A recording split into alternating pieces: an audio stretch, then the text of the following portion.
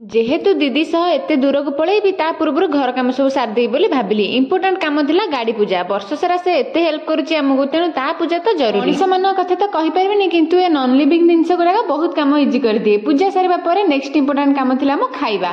दीदी कहथिला सेपट साइड रे भलो स्ट्रीट फूड मिलेनी, तेणु संध्यारे जाई आग 2 प्लेट मोमो खाइली, पुणी गोटे प्लेट पैक करी आनली, ता सह गुपचुप भी।